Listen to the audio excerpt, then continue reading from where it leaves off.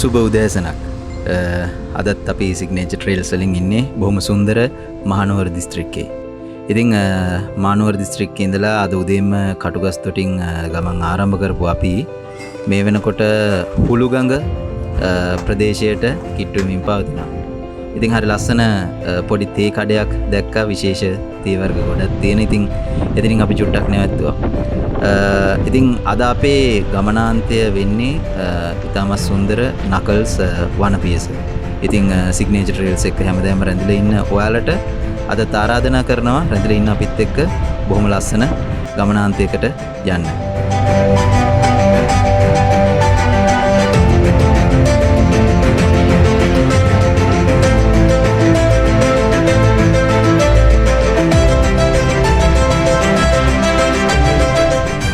අදත් අපි ඇවිල්ලා තින්නේ හරි ලස්සන ප්‍රදේශයකට. වෙනද වගේම සිග්නේචර් ට්‍රේල්ස් වලට ඔයගොල්ලෝ බොහොම ආදරෙන් සාදරයෙන් පිළිගන්නවා.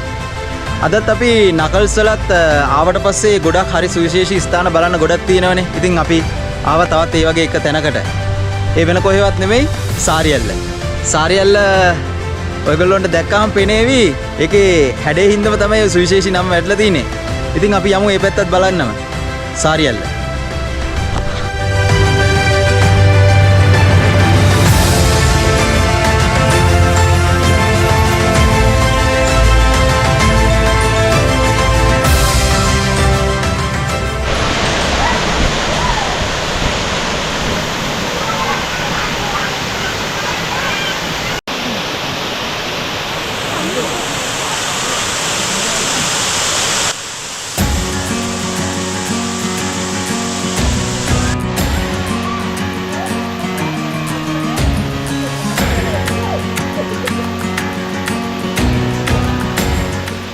අපි ඉන්නේ දැන් සාරියල්ල ගාව. පේනවනේ. හැමෝම ඇවිල්ලා ලස්සනට විනෝද වෙලා යන තැනක් තමයි. සාරියල්ලේ විස්තරය ගැන කතා කරනවා නම් අපි හැමෝම දන්න මධ්‍යම පළාතේ නකල්ස් සුන්දර වනපියස මූලික කරගෙන තමයි මේ ජල පහර නිර්මාණය වෙන්නේ. හරියටම කියනවා නම් නකල්ස් බස්නාහිර බෑවුමේ තමයි අපි මේ දකින සුන්දර සාරියල්ල පිහිටලා තියෙන්නේ. ඉතින් අපේ සාරියල්ල ගෝමර කියන ගම්මානය ආශ්‍රය කරගෙන තමයි පිහිටලා තියෙන්නේ. මේ ගෝමර කියන ගම්මානයට හිමි වෙච්ච සුන්දර ආභරණයක් වගේ තමයි සාරියල්ල. මේ සාරියල්ල පමණක් නෙමෙයි ගෝමර කියන ගම්මානයට ආශ්‍රිතව තියෙන්නේ. අපි හොඳින් හඳුනන ජෝඩුවැල්ල, ඒ කියන්නේ ඇලි දෙකක් එකම ස්ථානයක තියෙන තැනක්. ඉතින් ඒවත් ඒ වගේ තම සුන්දර ස්ථාන මේ ගෝමර කියන ගම්මානේ දකින්න පුළුවන්. ඉතින් මේ හුළුගඟ දිය දහර සාරියල්ල ජෝඩුවැල්ල පමණක් නෙමෙයි, අපි දන්න ලෙබනන් ඇලි 1 හා 2 වගේ දේවලුත් නිර්මාණය කරනවා. ඊට අමතරව ප්‍රධානම ජල පහර වෙන හුළුගඟ විසින්ම නිර්මාණය කරන හුළුගඟ ඇල්ල නිර්මාණය කරනවා. මීටර් 75ක් වගේ තමත් උස ඇල්ලක්. ඉතින් මේ ජලකඳ ඉතාමත් සුන්දර පරිසරයක් නිර්මාණය කරනවා අපේ ශ්‍රී ලංකාවට. ඒ වගේම තමයි අපි ගත්තහම මේ හුළුගඟ දියපහර ඉතා ප්‍රසිද්ධයි වතුරවල තියෙන සුපිරිසුදු භාවයට. හේතුවක් තමයි ප්‍රධාන කොටම මේ ඇලදොල ගලාගෙන යන්නේ බොහෝ විට පර්වත ගල්කුළු පදනම් කරගෙන. කියන්නේ රොන් මඩපස් නොමැති කුෂ්ඨයන් උඩ තමයි යන්නේ. ඒකින්ද මේ වතුර සීරාවේ තියෙන පැහැදිලි පිරිසුදු භාවය සම්බන්ධයෙන්වත් මේවා හරිම ප්‍රසිද්ධ ජලපහරක් තමයි. ඉතින් සාරියල්ල ගත්තහම මීටර් ඔයගලන්ට පේනවා ඇති කොටස් දෙකකට තමයි සාරියල්ල දකින්නට හම්බෙන්නේ. ඉහළ කොටස මීටර් 20ක් සහ පහළ කොටස ආසන්න වශයෙන් මීටර් 5ක පමණ උසින් ලස්සනට දෙකට බෙදුණු ඇල්ලක් තමයි අපිට දකින්නට ලැබෙන්නේ. ඉතින් මේ ලස්සන දියපහර වික්ටෝරියා ජලාශයට අවසානයේදී ගමන් කරන තෙක් මේ ආකාරයේ සුන්දර දසුන් මවමින් අපිට සුන්දර මතකයන් එකතු කරනවා. ඉතින් අද සාරියල්ලේ අපි හැමෝම මේ සුන්දරත්වය විඳගත්තා. ඉතින් ආසාවට ටිකක් නාගන්නත් හිතුවා. අපේ ගමනේ පළවෙනි නවාතැන ඒ තමයි සාරියල්ල. වතුර ටිකක් නාගන්න හොඳයි කියලා හිතච්ච හින්දා නාගත්තා.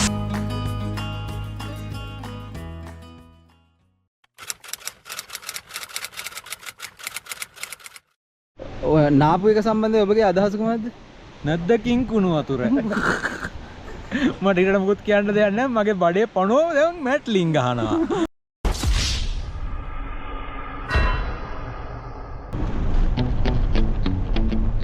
ඉතින් යාළුවෝ හැමෝටම සෑහෙන බඩගිනිත් හැදිලා තියෙච්ච හින්දා අපි තීරණය කරා හැකි ඉක්මනින් අපි නැවතුම් පොළ වෙත ළඟා වෙන්න. ඉතින් මේ නැවතුම් පොළට යන මාර්ගයත් හරිම සුන්දරයි. සම්පූර්ණයෙන්ම කඳු වලින් වට වෙලා ඒ වගේම පාර වැටිලා තියෙන්නේ සම්පූර්ණ තේවතු මැදින්. ඉතින් බොහොම සුන්දර මාර්ගයක තමයි අපි අද අපේ නවාතැන වෙත ගමන් කරමින් සිටින්නේ.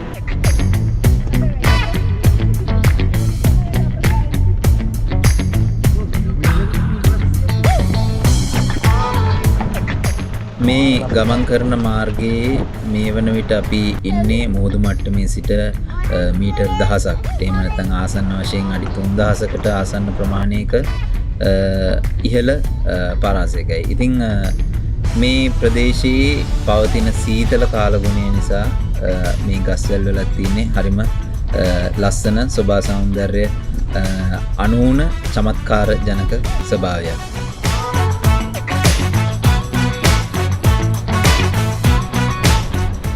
අද අපේ නවාතැන නකල්ස් මායිමේ පිහිටා තිබෙන හින්දම මේකේ සුන්දරත්වය ගැන නම් කිසිම අඩුපාඩුවක් නැති වෙයි. නමුත් පොඩි බාධා මැදින් තමයි අපේ නවාතැනට ළඟා වෙන්න තියෙන්නේ. විශේෂයෙන්ම අපිට සම්පූර්ණයෙන්ම අපේ වාහන ගමන් මඟ අවසාන වෙන තෙක්, ඒ කියන්නේ අපේ හරියටම නවාතැන තෙක්ම ධාවනය කරන්න හැකියාවක් ලැබෙන එකක් නැහැ. හේතුව තමයි ඒ මාර්ගය බොහෝ සෙයින් අබල දුබල වෙලා තියෙනවා කියන බව අපේ නවාතැන් භාරකාර තුමිය විසින් ප්‍රකාශ කරා. ඒ අනුව ඔවුන් සුපුරුදු ලෙස ඔවුන් භාවිතා කරන ලෙස අපිට අපේ ගමන් පහසුව සලසා ගන්න බොලෙරෝ කැබ් රථයක් යොදවලා තිබුණා. ඉතින් ඒ හේතුවෙන් අපේ වාහන අතර මගදී අපිට නවත්තලා ඒ අපිට ලබා දීලා තියෙන ප්‍රවාහන පහසුකම් භාවිතා කරමින් අපේ අවසාන නවාතැනට ළඟා වෙන්නට සිද්ධ වෙනවා.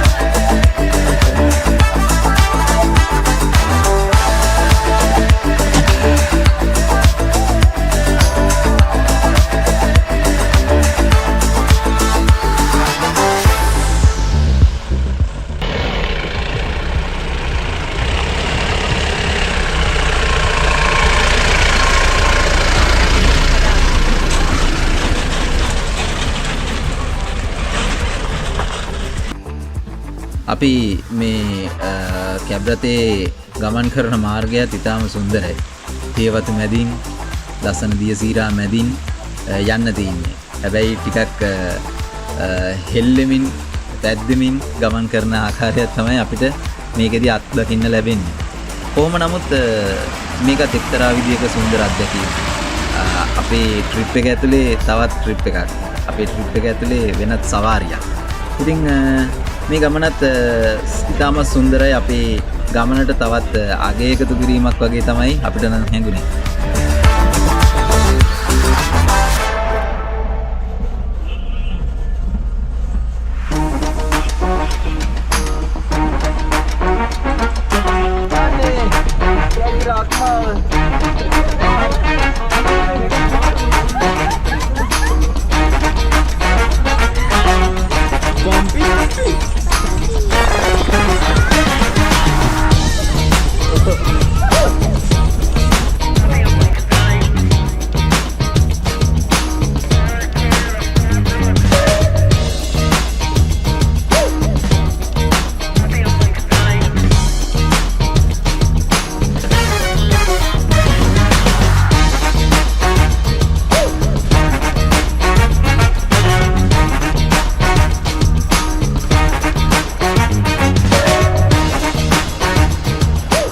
ඉතින් අපි මේ ගමන් කරන මාර්ග මේ ප්‍රදේශවල ඊටම සරුසාරව වැඩෙන තේදළු ප්‍රවාහනය කරන්නම යොදා ගන්න මාර්ග. ඒ හින්දම වෙන්නේ නැති මේ ආකාරයේ රළු මාර්ගවලට පමණක් යොදා ගන්නට හැකි බොලෙරෝ එහෙම නැත්නම් ඔය අපිට පෙනෙන ආකාරයේ ලොරි රථ විතරක් මේ මාර්ගවල ධාවනයට භාවිත වෙන්නේ. ඉතින් කොහොම වුණත් යම් හේකින් මුහුණට මුහුණ වාහන දෙකක් හම්බුනොත් සෑහෙන උපක්‍රම යොදලා තමයි මේ වාහන දෙක එකිනෙකක් හරහා යන්නට වෙන්නේ.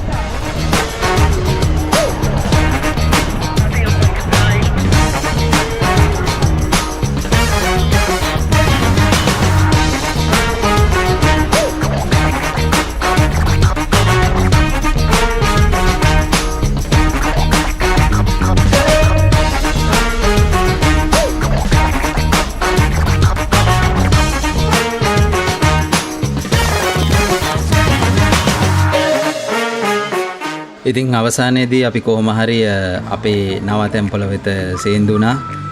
වෙන කොහෙවත් නෙමෙයි නකල්ස් රිට්‍රීට් ගෝමර. ඉතින් සුන්දර වටපිටාවක තියෙන බොහොම සුන්දර නවතැනක්. සියලු දෙනාම ලහිලහියේ මේ සුන්දර නවතැනේ ලස්සන බලන්න එකතු වෙලා හිටියා. ඉතින් හැමෝගෙම මූණවල හිනාවක් කට්ටිය කාලෙකින් එකතු වෙච්ච එකේ සතුට රැඳිලා තිබුණා.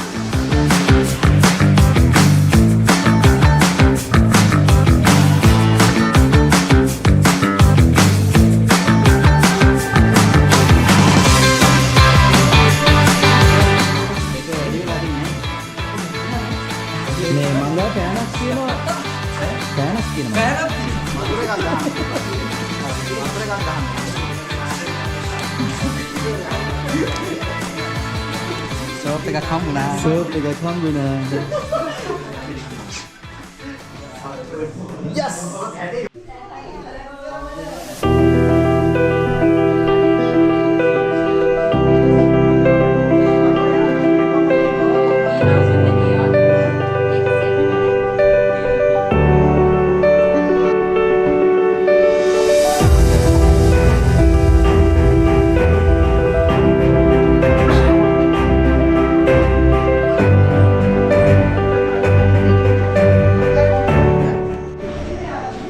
මෙතන ලස්සන බලන්න පොතක් කියවන්න නම් කියාවතන හොඳේ.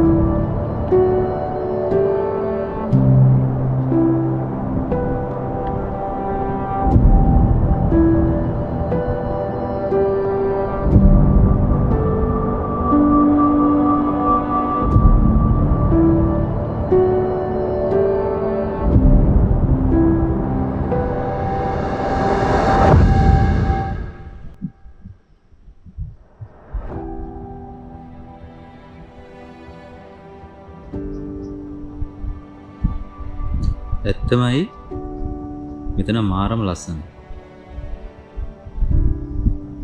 වෙන කිසිම ഘോഷාකාරී ශබ්දයක් ඇහෙන්නේ නැහැ. කුරුල්ලන්ගේ ශබ්ද, පොළගේ ශබ්ද, මීදුම් වලා ටික, නැද පේන කඳු වලල්, සම්පූර්ණ ස්වභාව ධර්මයම විතරමයි මෙතෙන්ට ආවම බලන්න.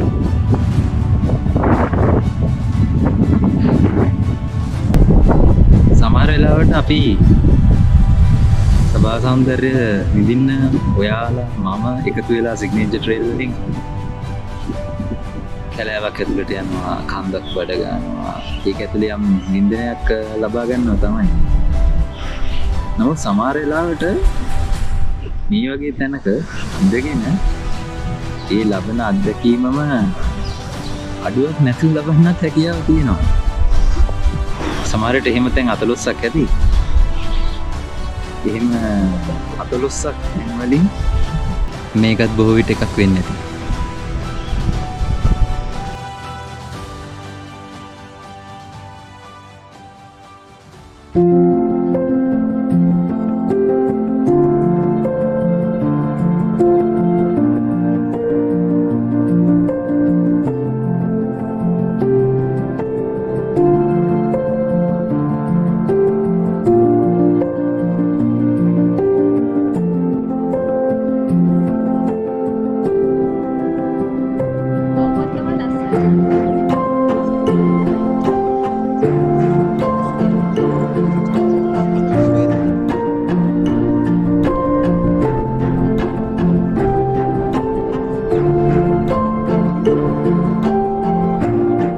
සියලු දෙනාගේම දොඩමළු අවසන් වුණාට පස්සේ අපි බොහොම පුංචි රාත්‍රී සාදයකුත් තිබුණා.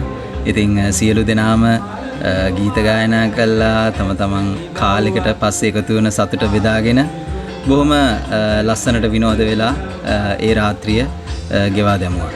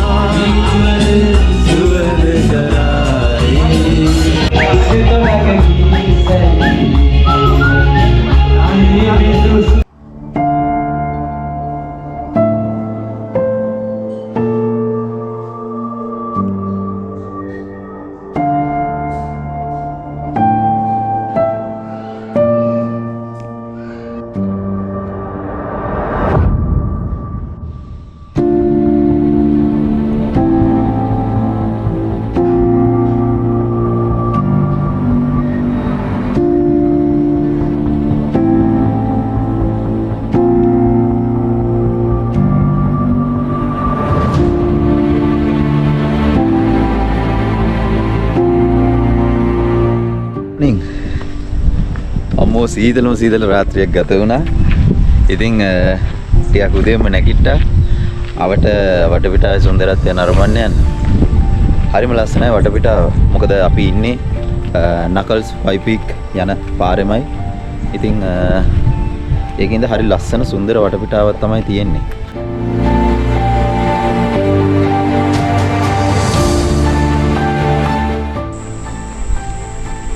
අපේ නවතැන්පල එහෙමම තියෙද්දි ඒක ගාවින් යන පාරේ මම පොඩි දුරක් ඇවිදගෙන ආවා.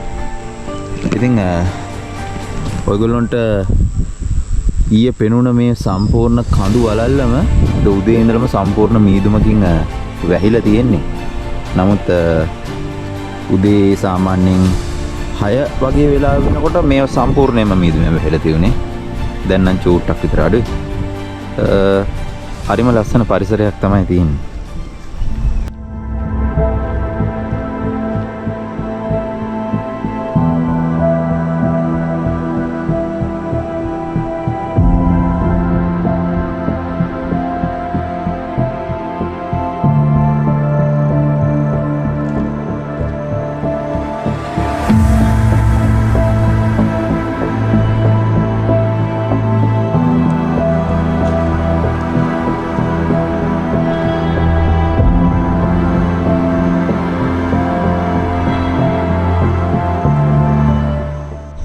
ඔන්න සුපිරි peer ගහක් හම්බුණා. peer ටික කඩා ගන්න කියලා ආවේ. චූටි චූටි ගෙඩිත් තියෙනවා. හැබැයි මේ හොඳ ගෙඩිත් තියෙනවා. ඉන්නකෝ. දෙකක් තුනක් කඩලා ඔයාලට දෙන්නම් ඈ. රස ඇති.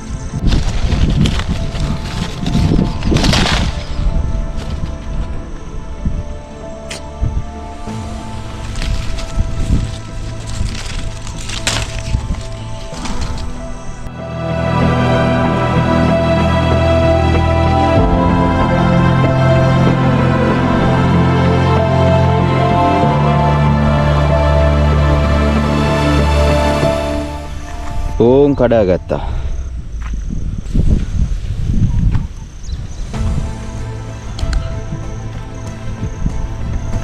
shape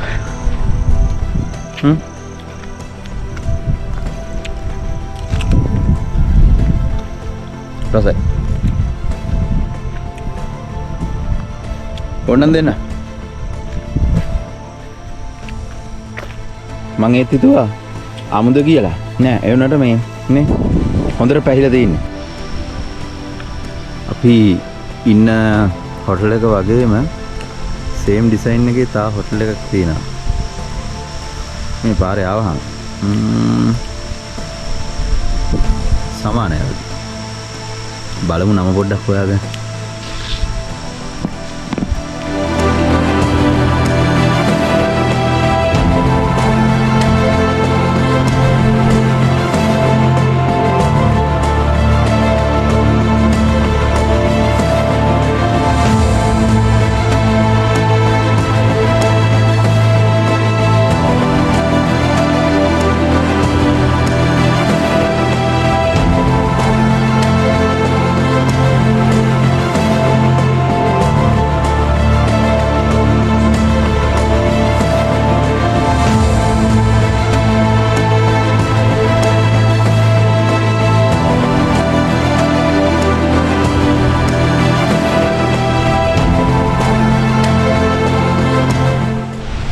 ඒ රිට්‍රීට් එක ගාවට ආවහම තමයි එතනින් යන ලස්සන වතුර පාරක් තියෙනවා, දිය දොලක් තියෙනවා.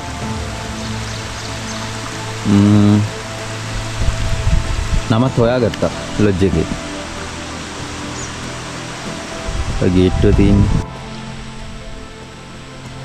මාග්‍රට් එකෝ ලොජ්. මුළු පරිසරයම තියෙන පොඩි වැහිබර මීදුම පිරුණු අඳුරු ගති. ඒකම පොඩි හිරි පොදකුත් යනවා. ඒගොල්ලන්ට පේන නැති අහස සම්පූර්ණ මීදුම් වලින් බර වෙලා තියෙන්නේ. අපි අර ඊයේ එනකොට දැකපු තොප්පිය වගේ සම්පූර්ණ කඳු කෑල්ල මීදුමෙන් වැහිලා ගිහිල්ලා තියෙන්නේ. උදේ පාන්දරකට ඉතින් නැගිට්ටහම මේ වගේ දර්ශනයක් කියන්නේ දවසම සුබයි ඈ. එක දිගටම ලස්සන දිය පාරවල් ගොඩක් තමයි හම්බෙන්නේ. ඉතින් හරි සාධාරණයි මේ පැතිවල මේ විදිහටම දිය ඇලි පාරවල් හම්බෙන එක. කොයි වෙලාවෙ බැලුවත් අහස මේ වගේ නම් දිය ඇලි නොවි මොනවා හම්බෙන්නේ නැද නේද?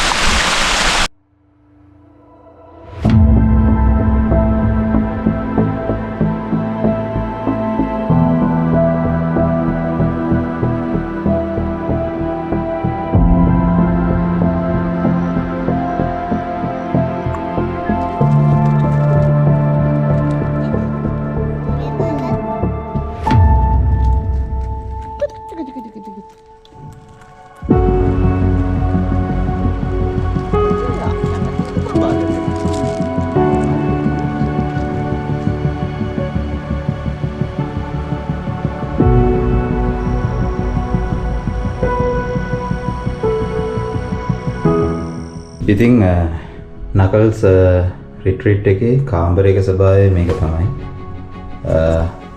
මේකේ සාමාන්‍යයෙන් උපරිම කණ්ඩායමක 30ක වගේ ආසන ප්‍රමාණයකට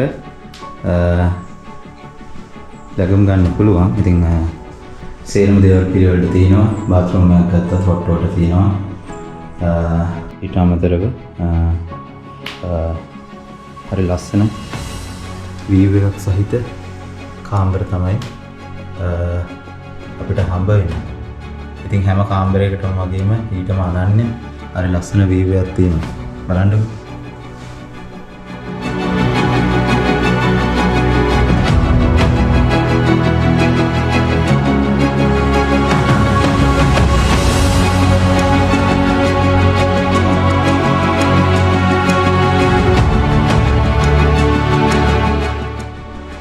දැනට අපි ඉන්නේ මේ පල්ලෙහා මහලේ අර ලස්සන යුනික් නිර්මාණයක් විදිහට තමයි තියෙන්නේ.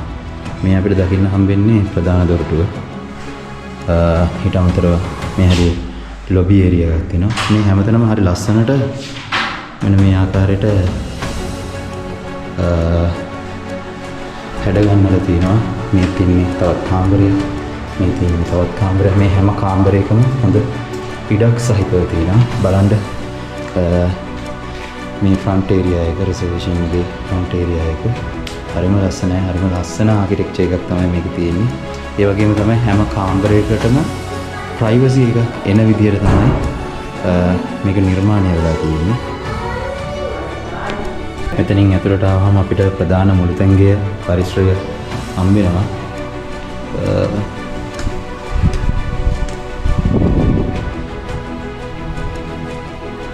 උඩට ඉඩ දෙන කිචන් එකක් තියෙනවා. සියලු දේ සම්පූර්ණ ෆ්‍රිජ් එක තියෙනවා.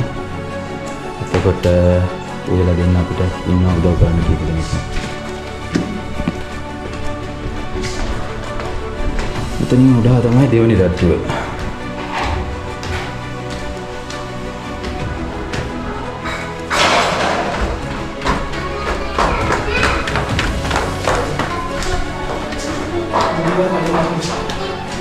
උඩට යනකොටම තියෙන හරි ලස්සන ඒත් ලොබි එක. මෙතන කාමරයක් තියෙනවා. ඊට එහා පැත්තේ කාමරයක් තියෙනවා. මෙතන කාමරයක් තියෙනවා. මෙතන වෙනම සර්විං ඒරියා එකක් තියෙනවා. මේ තමයි අපේ මේන් ඩයිනින් ඒරියා එක.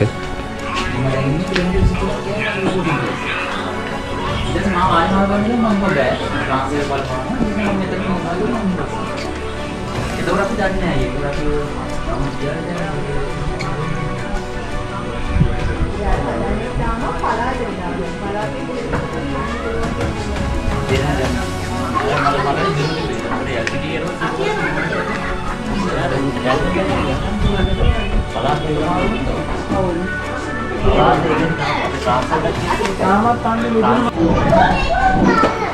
එතකොට අපේ මේන් ඩයිනින් ඒරියා එකෙන් උඩහට යද්දී අපිට හම්බ වෙනවා තවත් ඊ ඔයගොල්ලෝ දැකපු ලස්සන මේ වීවිං ඒරියා එක. මෙතනත් හරිම ලස්සනයි. ඊට පස්සේ එතනින් උඩහ තියෙනවා සම්පූර්ණ නකල්ස් රිට්‍රීට් එකේ උසම ලස්සනම වීවිං පොයින්ට් එක. ඔයගොල්ලන්ට මම මේක තියේ පෙන්නවා. අද සමරයිස් කරලා තමයි මේ පෙන්වන්නේ. මාරම ලස්සන තැනක් මෙතන.